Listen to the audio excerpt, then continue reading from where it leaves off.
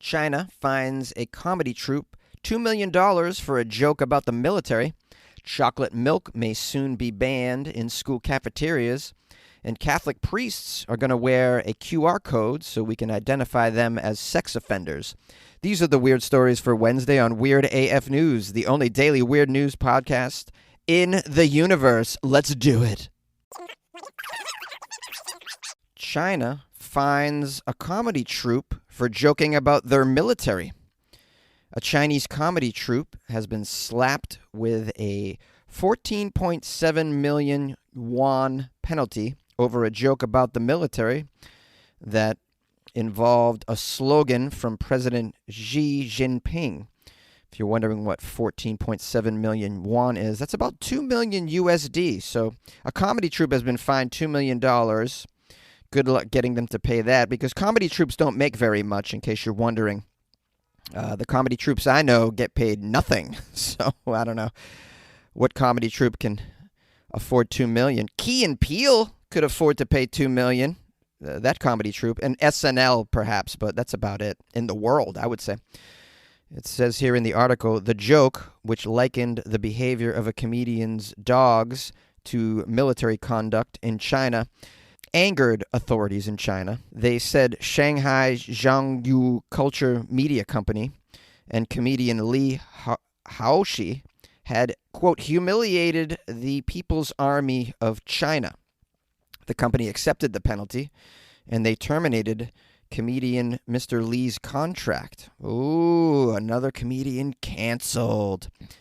The offending joke was made during a stand-up performance in Beijing on Saturday. Okay, so it's not even really a comedy troupe per se that did the performance. It was a stand-up comedy performance in which Mr. Li alluded to two dogs he had adopted, which were chasing a squirrel. Here's a quote from Mr. Li. Other dogs you see would make you think they are adorable. These two dogs only reminded me of fight to win, forge exemplary conduct. Now, this punchline is part of the slogan that President Xi unveiled as a goal for their Chinese military, apparently. So he's making fun of the military, actually quoting the president, things I guess you're not allowed to do in China. It's a dictatorship after all, and you can't really speak out against it. The Communist Party doesn't accept any critique over there. Comedians got it rough in China. I could never do comedy over there. You can't say a damn thing, I'd imagine.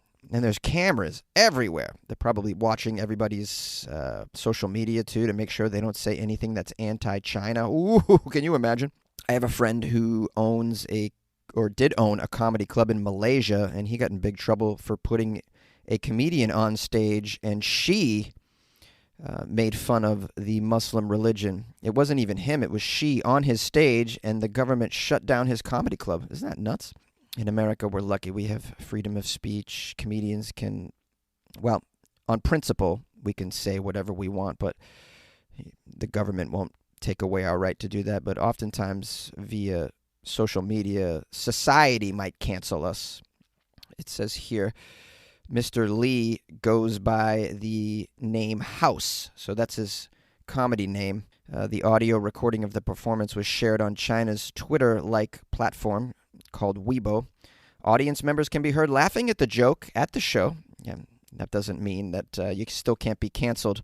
They love to take your joke out of context, trying to cancel you. They use it against you, and you can't even use as a defense, well, the audience enjoyed it. No one seems to care. You have to also please the people on Twitter at home that watch your show in the basement, who aren't there, who didn't buy a ticket. You have to cater to them, too, it seems. Can't make them feel uncomfortable. You can't make their feelings hurt.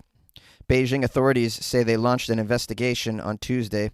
They then confiscated 1.32 million yuan of what was deemed to be illegal income. They fined the media comedy company another 13 million yuan. The comedy company's activities in the Chinese capital have also been indefinitely suspended, so they're not even allowed to perform comedy at this point. Here is a quote from the China's Ministry of Culture.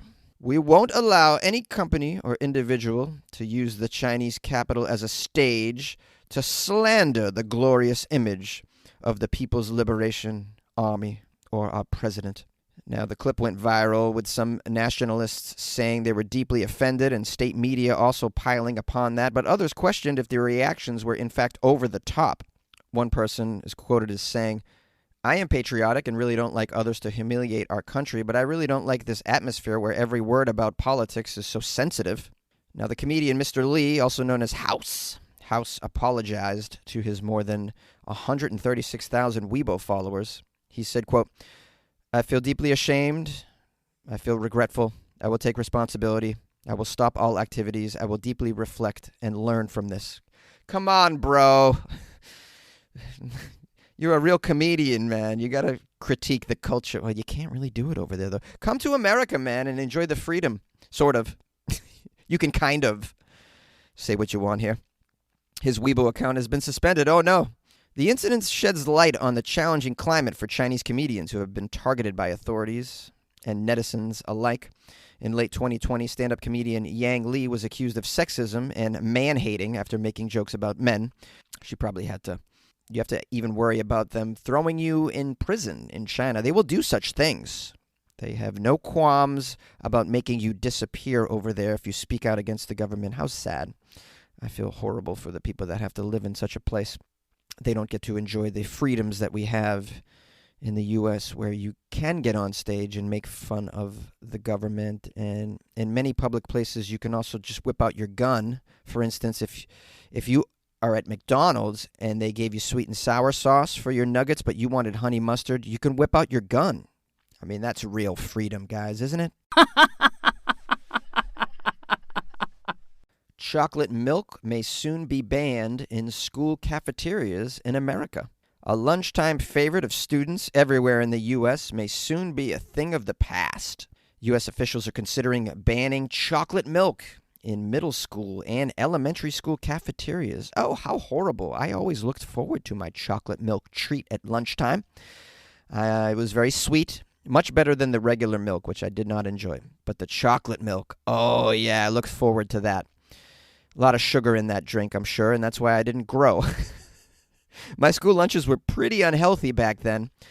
I don't know how they are these days, but if they're still serving chocolate milk in these public school cafeterias, I imagine they're still overall pretty unhealthy. I'd love to hear from some parents, though. Maybe you can give me an update on what the level of health is for elementary and middle school cafeteria school lunches for the kids. Now, according to the media, this proposed ban on the chocolate milk comes from the high sugar content that you find in flavored milks. Yes, that is correct. A lot of sugar in those chocolate milks. And I've noticed almost as much sugar in a soda. So pretty bad for you. But when you're a kid, you just need that sugar high. That's what gets you through, right? Now, from a public health perspective, we have a quote from Erica Lauren Kennedy. She is at the Harvard School of Public Health. She gets a lot of money to weigh in on such things. Let's find out what this genius says about it. From a public health perspective, it makes a lot of sense to try to limit the servings of these flavored milks because they do have a lot of added sugar, a lot of sugar. Yes, you're right, Erica. We needed to hear that from someone from Harvard. We had no idea there was this much sugar in these things. It's tough to just turn the box and look on the side and see how many grams of sugar are in something. Now, it says in the article that there could be another plan which would stop short of a complete ban on such beverages and instead allow options with no more than 10 grams of added sugars in each 8-ounce portion. It says here more than 90% of those in the school milk processing industry agreed last month to adhere to the new sugar standards, according to the report. So you got some of the milk processing industry agreeing that, yes, there is in fact too much sugar in these chocolate milks and strawberry milks. Are there other flavors? Is there a banana milk? That might be a good one. How about a pina colada flavored milk? Ooh, kids would go crazy for that. Add a little rum. Just kidding, guys. Don't add rum to your child's flavorful, sugary milk beverage. That's terrible. Now, it'll be fascinating to see if the milk industry cooperates. They wield a lot of power in government. They have lobbyists who seem to somehow convince places like the FDA to push milk on the rest of us. There's all sorts of commercials for milk these days. To me, milk never seemed to be a proper beverage for my body, and still isn't. After all, we're drinking milk from the teat of an animal that isn't even our own species. Even the cows themselves kind of wean themselves off that milk after they get to a certain size, and yet for some reason we're still drinking it as adults. We don't even drink the milk from the teats of our own organism into adulthood. Unless you might if that's your kink, but in general we don't. So it never made sense to me that we would keep drinking it from another animal. But okay. It never really agreed with me, and now it gives me acid reflux, so I got to do away with it. And if I was a parent, I would not be serving my child milk from a cow in the home. But I'm not a parent. What do you guys think of this milk ban? Are you upset about it? Do you have any opinions on the school lunches that are being served these days in contemporary American schools? I don't know much about it. Call the show 646-450-2012. Would you like to easily create and distribute a podcast everywhere, even earn money all in one place for free? Well, try Spotify for Podcasters. Record and edit on your phone or computer. You can send it to Spotify and everywhere podcasts are heard. They even have video podcasting options as well. Spotify for Podcasters allows you to earn money with ads and subscriptions. Best of all, it's free. Try it. Download Spotify for Podcasters or go to spotify.com/podcasters to get started. And good luck with your podcast. Good luck with your life, man. ¿Cómo te llamas? French Catholic priests will wear QR codes so we can tell if they are a sex offender. This was an outrageous title of a story.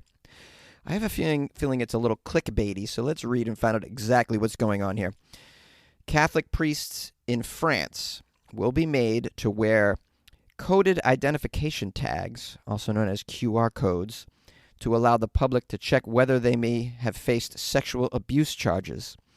The cards will feature a QR code scannable by mobile phone that will flag a red, orange, or green light depending on whether its holder had been stripped of a clerical status. This scheme was announced by the Bishops' Conference of France yesterday, and it will allow easier identification of priests able to lead Mass and hear confessions. But it also aims at protecting worshipers from sexual abuse, an issue made more pressing by revelations in November that 11 former French bishops had been accused of abuse or had failed to report individual cases. Members of the public now will see either a red light, an amber light, or a green light upon scanning one of the new cards. Red lights indicate that a priest has been stripped of their status and cannot perform various clerical duties. The database will be updated as standard once a year or immediately in cases of very serious misconduct. Orange lights will indicate that a priest has limited powers due to experience or sanctions. Green lights will indicate that a priest is authorized to perform a full range of sacraments. The system is designed to support existing paper documents used by the Catholic Church in France as it tries to clamp down on sexual abuse in its ranks. How about you just... Well, this seems like a strange way to deal with priests that are breaking their various clerical duties and even touching children. You would think that they would just excommunicate them. Is that the proper verb for what you do with a priest that touches kids? Excommunicate them? Strip them of their frock. Defrock them, I think it's called. Yeah, guys, you're getting the best of Jonesy today. Big vocabulary words like defrock. Yeah, how about you defrock them? Maybe that should be an option. They shouldn't be priesting at all, I would say. It says here, among those facing either criminal or canonical prosecution was the former Archbishop of Bordeaux, Cardinal Jean-Pierre Ricard. He admitted to having behaved in a reprehensible manner towards a 14-year-old girl when he was a priest about 3 decades ago. On the back of a 2.5-year investigation, an independent report published detailed an extensive history of abuse within the church, estimating over 300,000 had been victims of abuse over the period of 70 years in France. Wow, that is outrageous. The Catholic Church, woo boy. I got through somehow untouched. I'm grateful for that. It is well known that the sexual abuse in the Catholic Church has been pretty rampant. France obviously isn't taking this lying down, but their solution is pretty cockamamie if you ask me. I mean, are we going to assume that someone who touches children is also above lying? Maybe not even carrying their card around or sort of getting some fake card, I'd imagine. This is possible. How about you just fire them? What happened to that? I don't understand why priests are so unfireable. This is an industry that we're not even really using anymore. How many of us go to church? I mean, it's a dying industry. Amazon just laid off how many people? You can't lay off some priests, man. So stupid.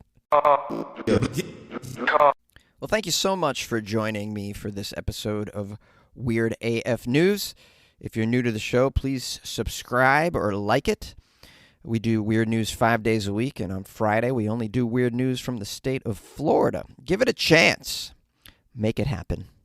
I would like to read a review that I got on Amazon from Kimberly Steiner, who is so gracious and appreciative. She gave me 5 stars. Isn't that nice? 5 stars. I can use 5 stars. Kimberly wrote, "Yep, 5 big ones." 5 big ones, meaning 5 big stars. Kimberly wrote, "Took some time, but I enjoy my morning dose of weird AF news. Love me some Florida Fridays. Wishing he would do Texas Tuesdays, but keep it up and good luck with your life plan." Good luck with your life plan, she wrote instead of man. I like that. It's a nice little spin on it. Good luck with your life plan, Kimberly. Kimberly, good luck with your life plan as well. And you keep it up. I appreciate your support and me taking the time to write this nice review for me on Amazon, which is a place I need reviews because I get so many 1 stars. It says here in the column here, 20% of my reviews are 1 stars. Can you believe that? 20% gave me 1 star for something free. So strange to me. Anyways, Kimberly, you're doing your job by giving me 5 stars because that's wonderful.